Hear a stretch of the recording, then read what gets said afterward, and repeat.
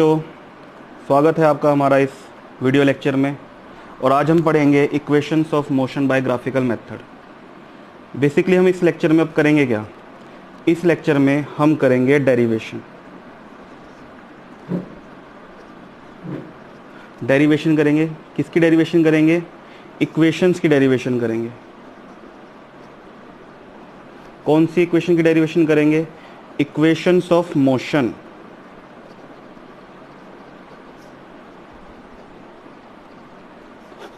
तो जिन इक्वेशंस की हम डेरिवेशन करेंगे पहले में वो पता भी होनी चाहिए। तो वो जो आपके पास इक्वेशंस हैं वो हैं, first equation v is equal to u plus a t, first. Second equation s is equal to u t plus half a t square. Third equation v square minus u square is equal to 2as। तो equation start करने से पहले basic सी बात कि आपको पता होना चाहिए कि ये v क्या है, u क्या है, a क्या है या t क्या है। तो v हमारे पास है फाइनल वेलोसिटी, u हमारे पास है इनिशियल वेलोसिटी, a हमारे पास है एक्सेलरेशन और t हमारे पास है टाइम और s हमारे पास है डिस्प्लेसमेंट।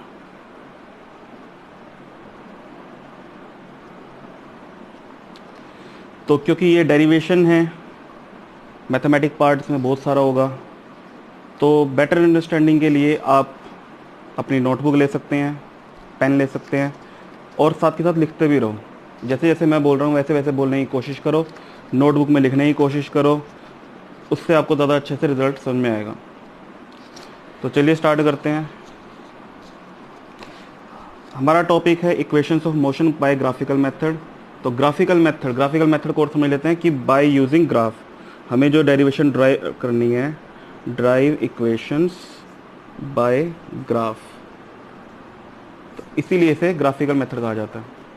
अब क्योंकि ग्राफ है तो इसमें वो जो ग्राफ लेना है वो आपको समझना पड़ेगा। इसके लिए जो हम ग्राफ लेंगे वो ग्राफ हम लेंगे we t graph of a uniform accelerated motion।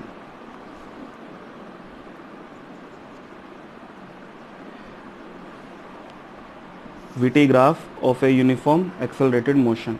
किसी भी टर्म में अगर आपको कोई प्रॉब्लम आ रही है तो उस प्रॉब्लम को छोड़कर आप ये वीडियो देखिए। इसमें आपको जो ज़रूरी चीज़ें हैं वो सारी इसके अंदर दी गई हैं, जो भी आपको एग्ज़ाम में लिखना है, जो भी CBSE आपसे मांगती है। कोई छोटा मोटा पॉइंट रह जाएगा तो आप वो कमेंट सेक्शन में बता सकते हैं, फिर मैं आपको दोबारा क्लियर कर दूंगा। लेकिन अगर सारी चीज़ें एक ही साथ क्लियर की जाएँ तो बड़ा मुश्किल हो जाएगा। अभी आपको सारी बातें बताई जा रही हैं, जैसे आपको बताई जा रही हैं वैसे ही आप कॉपी कीजिए।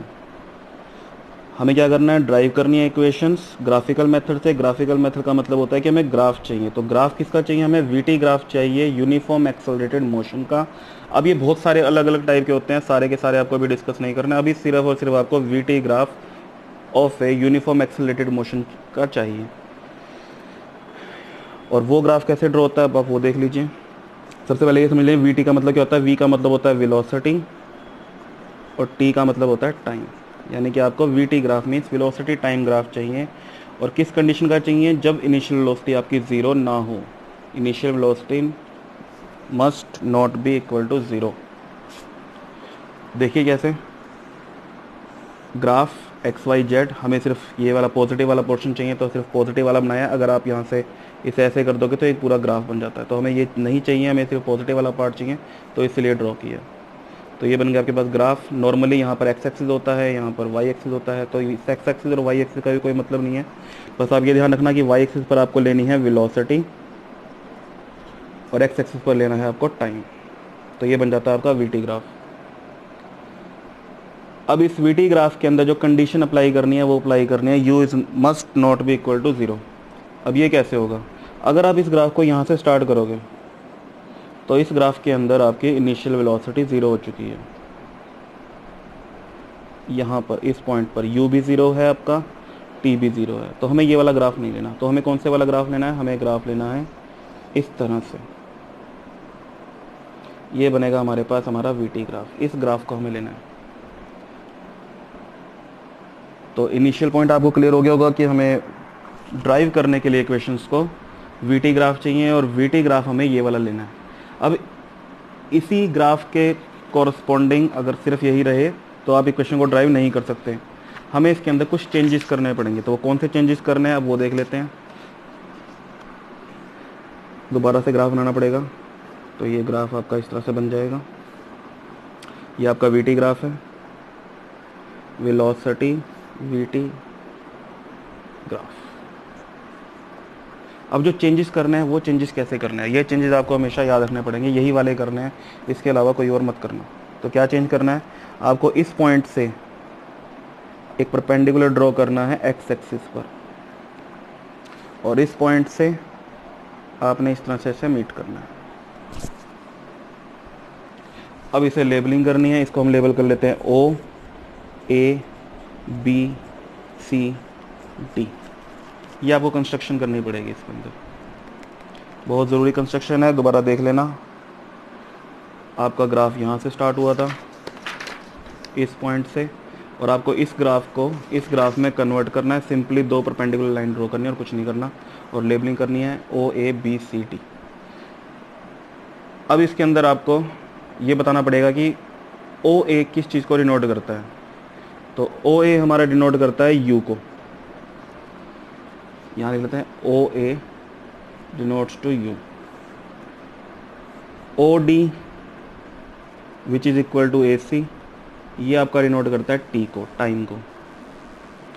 बी डी कंप्लीट, यहाँ से लेके यहाँ तक ये पोर्शन पूरा कंप्लीट, ये आपका रिप्रेजेंट करता है वेलोसिटी को, फाइनल वेलोसिटी वी को।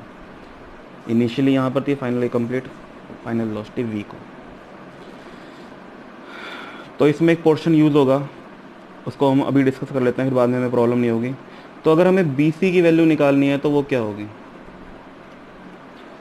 तो जिनका मैथ स्ट्रॉन्ग है, जिन बच्चों का मैथ स्ट्रॉन्ग है वो उनको पता लग भी गया होगा, जिनको नहीं पता लगा है उनको भी पता लग जाएगा। बी सी की वैल्यू को निकालने के लिए हम क्या करेंगे, हम बी डी में से सी डी को माइनस कर देंगे, वो हमारा बन जाएगा बी सी। अब सी डी हमारे पास क्या है, सी डी हमारे पास इक्वल टू ओ ए के कॉरस्पॉन्डिंग क्या हो जाएगा, यू हो जाएगा। तो ये इसका इन डेरिवेशन को सोल्व करने का बेसिक पार्ट था। ये पार्ट अगर क्लियर हो जाएगा तो आगे बहुत कम दिक्कत आएगी। फिर तो एक छोटा सा पॉइंट और है, और उसके बाद ये डेरिवेशन 100% आपको समझ में आई जाएगी। पहले इस पार्ट को समझना बहुत ज़रूरी है। ओ ए यू को रिप्रेजेंट करेगा, फिर उसी तरह से सी डी यू को रिप्रेजेंट करेगा, बी सी आपका B D minus C D हो जाएगा। इस पोर्शन में से अगर ये पोर्शन कट जाएगा तो ये आ जाएगा, ठीक है। इसके बाद ये पार्ट अगर आपको समझ में आ चुका है तो इसका मतलब है कि आपने कम से कम भी 30% ये डेरिवेशन सॉल्व, 30% आपको ये समझ में आ चुकी है। इसके बाद आपको दो रिजल्ट यूज़ करने हैं, 2 रिजल्ट्स, ये आपको हमेशा हमेशा याद रखने हैं। इनको एग्ज़ाम्स में बहुत कम पूछा जाता है, तो इसीलिए इनकी डिटेल नहीं करेंगे, सिर्फ और सिर्फ रिज़ल्ट यूज़ करेंगे। तो रिज़ल्ट आपके पास क्या है, रिज़ल्ट आपके पास है, फर्स्ट रिज़ल्ट है acceleration is equal to slope of VT graph, slope of VT graph. ये फर्स्ट रिज़ल्ट है, इसको हमें यूज़ करना पड़ेगा कहीं ना कहीं, जहाँ भी यूज़ करेंगे आपको बता दिया जाएगा। और सेकंड है आपके पास डिस्प्लेसमेंट। डिस्प्लेसमेंट होता है area under VT graph.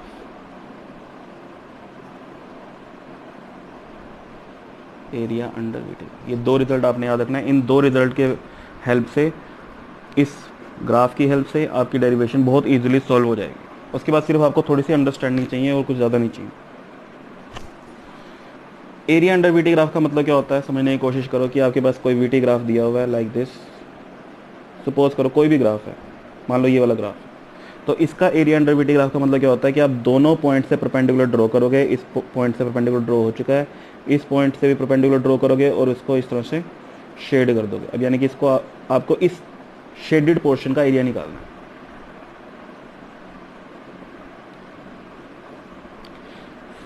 Find area of shaded portion, बस और कुछ नहीं करना। इसी तरह से स्लोप का मतलब क्या होता है, स्लोप का मतलब होता है कि सपोज करो आपके पास कोई इस तरह से ग्राफ है, वीटी ग्राफ है, तो आपको स्लोप के लिए एक इस तरह से एक ट्रायंगल को बनाना पड़ता है, और ये वाला पोर्शन क्योंकि ये डी वाई एक्सिस के कॉरस्पॉन्ड डी वाई को रिप्रेजेंट कर रहा है, ये डी एक्स को रिप्रेजेंट कर रहा है, तो इस ग्राफ के स्लोप का मतलब है d y by d x. तो ये ग्राफ और ये दो रिजल्ट, और इनके बेसिस पर आपकी डेरिवेशन बहुत जल्दी और बहुत आसानी से सॉल्व हो जाएंगे। तो हमें जो डेरिवेशन सॉल्व करनी थी, फर्स्ट डेरिवेशन हमारे पास है v is equal to u plus a t. तो सबसे पहले इसे ही सॉल्व कर लेते हैं। तो हमें क्या करना है, फर्स्ट डेरिवेशन सॉल्व करनी है, drive first equation of motion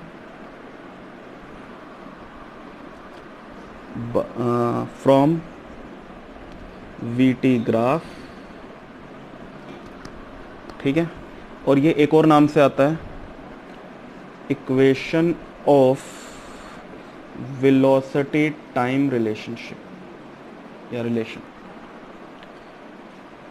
तो फर्स्ट इक्वेशन को ड्राइव करना है, आपको ग्राफ लेना पड़ेगा। ग्राफ जो मैंने आपको अभी इसमें बना के दिखाया था, ये वाला ग्राफ लेना पड़ेगा।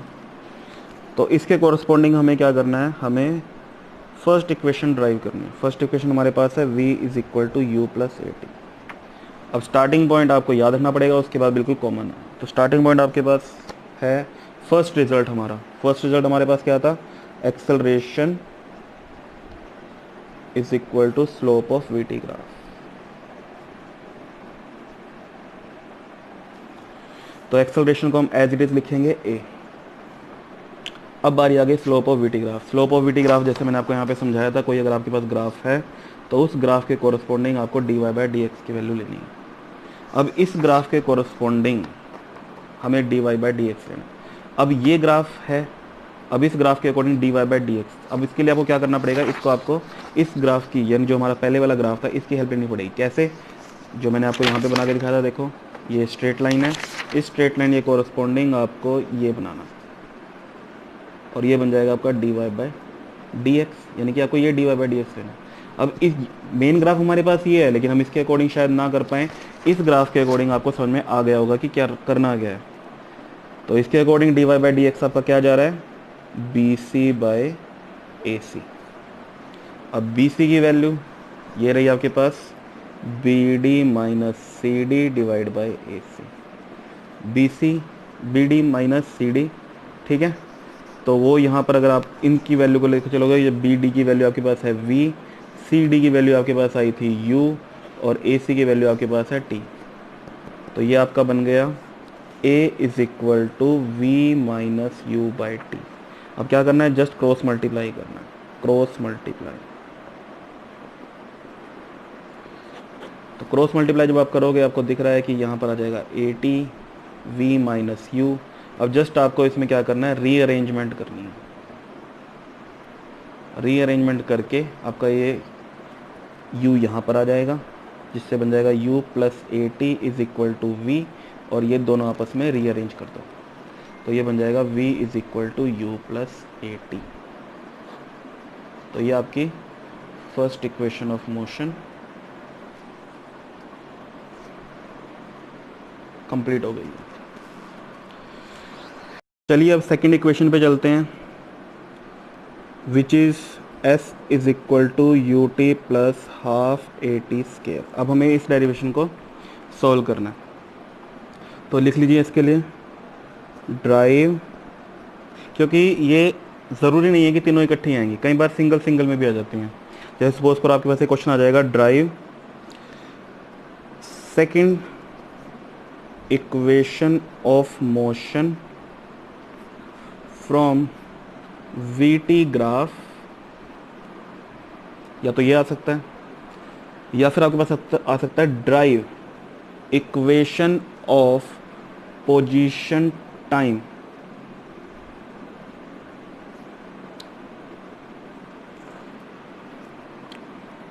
फ्रॉम वी टी ग्राफ, ठीक है।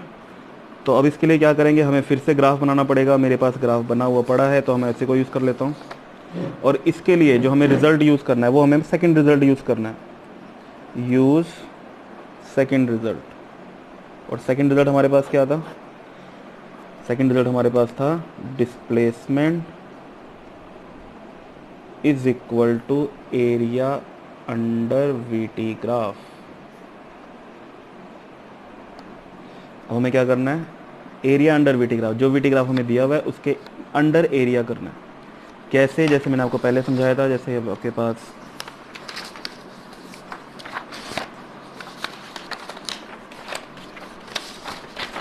पास ये रहा वीटी, हमारे पास ग्राफ था ये वाला, और हमने इसके एरिया अंडर वीटी ग्राफ। इसका मतलब होता है कि यहाँ से आप लाइन ड्रॉ करो, इस तरह से उसको शेड करो, ये वाला पोर्शन जैसा आपके पास बन गया था उसी तरह से हमें अभी ये बनाना है। तो ये ग्राफ मैंने आपके लिए दोबारा बना दिया है। अब हमें करना है इसको शेड। तो नॉर्मल शेड ज़्यादा नहीं करेंगे, इसको ऐसे कर देंगे। अब हमें क्या करना है? हमारे पास वीटी ग्राफ था, हमने इसके एरिया को शेड कर दिया है, एरिया अंडर वीटी ग्राफ हमने शेड कर दिया है। अब हमें क्या करना है? इसका एरिया निकालना है। एरिया निकालने के लिए आप इसमें मैथमेटिक्स का यूज़ करोगे। अब आपको ये देखना है कि ये जो स्ट्रक्चर बनी है, शेडेड पोर्शन की जो स्ट्रक्चर बनी है वो बनी गया। जिन बच्चों का मैथ स्ट्रॉन्ग है उनको पता लग गया होगा, उन्होंने देख लिया होगा कि ये बन रहा है आपका एक ट्रेपीजियम। क्या बन रहा है आपका? ये बन रहा है आपका ट्रेपीजियम। तो हमें क्या करना है? जब हमें एरिया अंडर वीटी ग्राफ निकालना है, इसका मतलब ये है कि हमें एरिया ऑफ ट्रेपीजियम निकालना है। Area of trapezium. अब एरिया ऑफ ट्रेपीजियम निकालने का फॉर्मूला आपके पास आपको पता है, 1/2 sum of parallel sides into में परपेंडिकुलर डिस्टेंस। अब यहाँ पर आपको पैरेलल साइड देखनी है। इस फिगर में जब आप पैरेलल साइड देखोगे तो बच्चों को आपको पता लग रहा होगा, ये बन रही है पैरेलल साइड। एक पैरेलल साइड है AO और एक पैरेलल साइड आपके पास BD। Means 1/2 is equal to 1/2 into bracket start AO plus BD into perpendicular distance between parallel sides. यानी कि आपका, आप ये भी कह सकते हो, ये भी कह सकते हो। हम AC ले लेते हैं, सपोज AC। तो अब डिस्प्लेसमेंट का सिंबल S, 1/2 AO का सिंबल आपने जो यूज पहले बनाया था अपना, ये रहा हमारे पास। AO का सिंबल हमारे पास है U, BD का सिंबल हमारे पास है V, और AC का सिंबल हमारे पास है T। यहाँ तक हम पहुँच गए हैं। यहाँ तक आपको समझ में आना बहुत ज़रूरी है, क्योंकि यहाँ तक का जो पोर्शन है वो आपका सेकंड इक्वेशन और थर्ड इक्वेशन में सेम चलेगा। अलग भी कर सकते हैं लेकिन सेम करेंगे ज़्यादा बेटर है। तो दोबारा देख लो, सेकंड और थर्ड इक्वेशन को ड्राइव करने के लिए यहाँ तक जो पॉइंट है वो सेम है। दोबारा देख लेते हैं। Displacement area under VT graph, ये आपको मान के चलना पड़ेगा। ये एक रिजल्ट होता है, आप इसको देख सकते हैं। एरिया अंडर वीटी ग्राफ, इस तरह से हमने वीटी ग्राफ को बना चुके हैं, पहले ही बना चुके हैं। उसके अंडर जो एरिया है उसको शेड कर दिया है, जो कि हमारे पास बनता है trapezium geometry. Area of trapezium का फॉर्मूला यूज़ करेंगे और उसके अकॉर्डिंग जो भी हमारे पास डिनोशन में सिंबल्स दिए हुए हैं उनको यूज़ कर लेंगे। अब यहाँ तक सेकंड और थर्ड के लिए सेम है, same for second equation and third equation. अब क्योंकि हमें सेकंड डेरिवेशन ड्राइव करनी है और सेकंड डेरिवेशन आपके पास है S is equal to UT plus half AT square, और अगर हम इसे यहाँ से कंपेयर करते हैं तो आपको एक बात बड़े अच्छे ध्यान से दिख रही होगी, अगर नहीं दिख रही है ध्यान से देखो कि यहाँ से लेके यहाँ तक पहुँचने में हमारे पास जो V है ये एलिमिनेट हो जाता है, ये ख़त्म हो जाता है। इसका मतलब क्या है? इसका मतलब ये है कि हमें V को एलिमिनेट करना है। और V कैसे एलिमिनेट होगा? V एलिमिनेट तभी होगा जब हम V की वैल्यू यूज़ करेंगे। और V की कौन सी वैल्यू यूज़ करनी है? V की आपको वैल्यू यूज़ करनी है फर्स्ट इक्वेशन वाली, which is V is equal to U plus AT। कहाँ गया? ये रहा। इस इक्वेशन, इस वैल्यू को यूज़ करेंगे V की। तो V हमारे पास है, we know that V is equal to U plus AT। ये वैल्यू को इस इक्वेशन में पुट करेंगे तो हमारे पास आ जाएगा S is equal to 1/2 u plus v की वैल्यू क्या यूज होगी, u प्लस ए टी, तो u plus a t into t. अब सिंपल मैथमेटिक्स को आप यूज़ करोगे और आपकी ये डेरिवेशन आ जाएगी। देखिए देखते हैं जल्दी से, 1/2 is equal to u plus u, 2u a t t. अब ये क्या है, मल्टीप्लिकेशन में चला गया, ये ब्रैकेट टी और हाफ के साथ मल्टीप्लिकेशन में चली गई है। आपको इसे बिल्कुल सिंपल मेथड को यूज़ करते हुए सॉल्व करना है और आपका रिजल्ट आ जाएगा। तो हमारे पास क्या है, s is equal to 1/2 2u a t into में t, तो मल्टीप्लाई करना है 1/2 2u और ये वाला t प्लस 1/2 ए टी और ये वाला t, तो 2 से 2 कट जाएगा और आपका आ जाएगा s is equal to u t plus half a t square. ये हमारे पास है हमारी सेकंड इक्वेशन। हमने सेकंड इक्वेशन को भी सॉल्व कर लिया है, समझ लिया है। अब चलते हैं थर्ड इक्वेशन पे। थर्ड इक्वेशन को हम बीच में से भी स्टार्ट कर सकते हैं, लेकिन शुरू से ही कर लेते हैं ताकि आपको कोई दिक्कत ना रहे कि हमने कहाँ से जंप किया है। नॉर्मली तो मैं जहाँ से मैंने आपको कहा था कि यहाँ से जैसे आपने v की वैल्यू पुट की, अब आपको यहाँ पे t की वैल्यू पुट करनी पड़ेगी। क्यों करनी पड़ेगी, चलो पूरा दोबारा देख लेते हैं। थर्ड इक्वेशन हमारे पास है v square minus u square is equal to 2as। ये हमारे पास है थर्ड इक्वेशन। तो क्वेश्चन कैसे आएगा, जैसे पहले आपको टर्म लिखवाई थी वैसे ही आपको लिखनी पड़ेगी। Drive third equation of motion from VT graph, या फिर आपके पास आ सकता है drive equation of position velocity. किसी भी तरह से आ सकता है, देख लेना, वो अपने हिसाब से टीचर किसी भी टर्म से इसको घुमा सकते हैं। थर्ड इक्वेशन या फिर पोजीशन वेलोसिटी, या फिर सीधा देंगे ड्राइव दिस। अगर ये दे देते हैं तो ज़्यादा बेटर है, ये दे देते हैं तब भी समझ में आ जाता है, नहीं कन्फ्यूजन रहती है सेकेंड ये और थर्ड ये, इसमें कन्फ्यूजन रहती है, लेकिन कन्फ्यूजन तो आपको दूर करनी ही है। अगर ये दे दिया जाता है फिर भी कन्फ्यूजन बन जाती है कि पोजीशन वेलोसिटी होता क्या। तो क्यों इसे पोजीशन वेलोसिटी कहा जाता है, क्योंकि इसमें सिर्फ डिस्प्लेसमेंट और वेलोसिटी के बारे में। इसे क्या कहा गया था, पोजीशन टाइम कहा गया था। क्यों, क्योंकि इसमें पोजीशन भी है और टाइम भी है। अपने अपने तरीके हैं, जैसे भी आप याद कर सकते हो कर लेना। इसके लिए फिर से आपको ग्राफ बनाना पड़ेगा, दोबारा ग्राफ बना देते हैं। आपको भी बार बार बनाना पड़ेगा, एक बार में बनाने से नहीं बनेगा आपसे। बन भी जाएगा तो कुछ ना कुछ गलती कर दोगे, जैसे मैं आपके लिए बार बार बना रहा हूँ आपको भी बार बार बनाना है। तो ये आपका ग्राफ है, एक्चुअल ग्राफ ये है, लेकिन हमने क्या करनी है, कंस्ट्रक्शन करनी है कुछ। तो कंस्ट्रक्शन हमने कर दी ये वाली, फिर कुछ लेबलिंग कर दी, और कुछ हमने क्या किया है, एरिया को शेड कर दिया।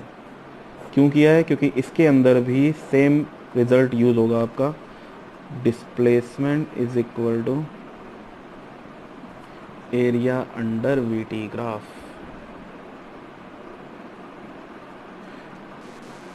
तो इसके लिए आपका यहाँ तक बिल्कुल सेम है, अपने आप भी कर सकते हो। पहली बारी में देख के कर लेना, दूसरी बारी में अपने आप करना। दूसरी बारी में अगर अपने आप से नहीं होता, तीसरी बारी में करना तो पड़ेगा ही। बहुत इंपॉर्टेंट पार्ट है ये। क्लास 9 चैप्टर नेम मोशन, इस चैप्टर का ये जो पोर्शन हम पढ़ रहे हैं कम से कम भी 40% जाएगा। 40% कैसे जाएगा, 40 से ज़्यादा भी जा सकता है, क्योंकि इसके अंदर सीधा डेरिवेशन वाला क्वेश्चन बनता है कि ड्राइव करो, और न्यूमेरिकल तो बनता ही बनता है। तो कम से कम भी 40 से 50% चैप्टर आपका यही है, डेरिवेशन और उसके न्यूमेरिकल। डेरिवेशन होगी तभी आप न्यूमेरिकल कर पाओगे, नहीं तो आप कोई वैल्यू कहीं पे पुट करोगे, कहीं कुछ करोगे, पता नहीं चलेगा वो क्या करना है। यहाँ पे स्क्वायर दिया हुआ है, क्यूब कर दोगे। तो इसलिए इस पार्ट को पढ़ना बहुत ज़रूरी है, बार बार प्रैक्टिस करनी ज़रूरी है। जो बच्चे सोचते हैं एक ही बारी में हो जाएगा, एक बारी में नहीं हो पाएगा, कुछ ना कुछ गलती ज़रूर करोगे। हमसे भी हो जाती है, टीचर से भी हो जाती है। तो displacement is equal to area under VT graph. Area under VT graph फिर से वही आपको पता है कि ये ट्रेपीजियम बन रहा है, तो एरिया अंडर वीटी ग्राफ का मतलब है area of trapezium. Area of trapezium का formula 1/2 sum of parallel side into perpendicular distance between parallel side.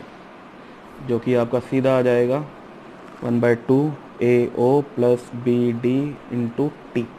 और टी नहीं करेंगे, चलो टी कर भी दिया, कोई फर्क नहीं पड़ता, AC कर लेते हैं क्योंकि हम यहाँ पे सिंबल यूज़ कर रहे हैं, तो AC।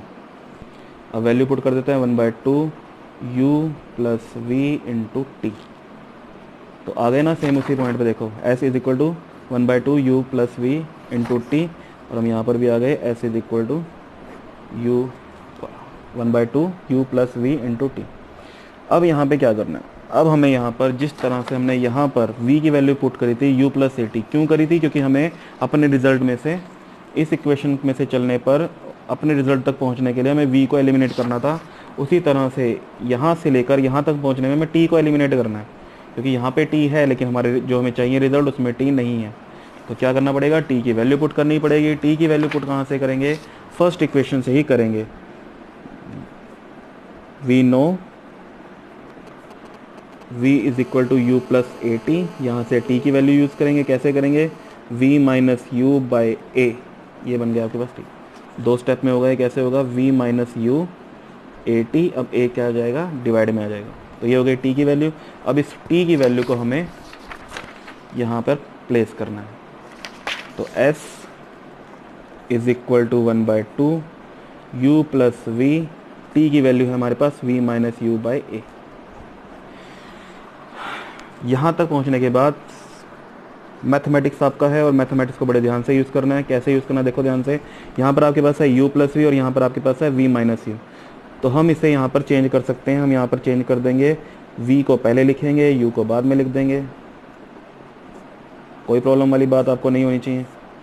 और यहाँ पर आपको बड़े ही ध्यान से देखना है। तो आपको यहाँ पर मैथ की प्रॉपर्टी यूज़ हो रही है, a plus b into a minus b is equal to a square minus b square. ये वैल्यू यहाँ पर हम प्रॉपर्टी हम यहाँ पर यूज़ करेंगे और हमारा रिजल्ट बन जाएगा v square minus u square by ए।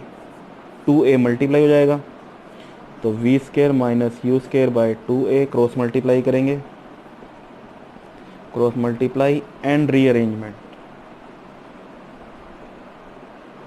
तो क्या हो जाएगा, 2as v square minus u square, rearrange कर देंगे तो v square minus u square is equal to 2as। ये हो गई हमारी थर्ड इक्वेशन।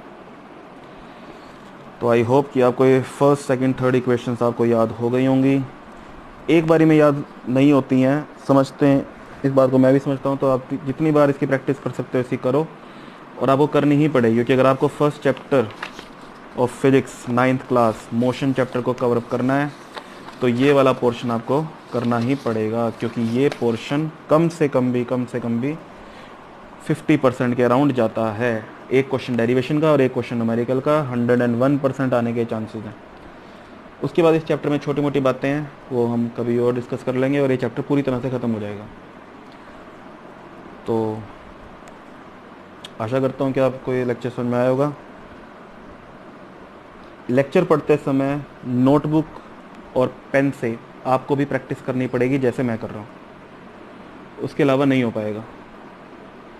तो थैंक यू फॉर वॉचिंग।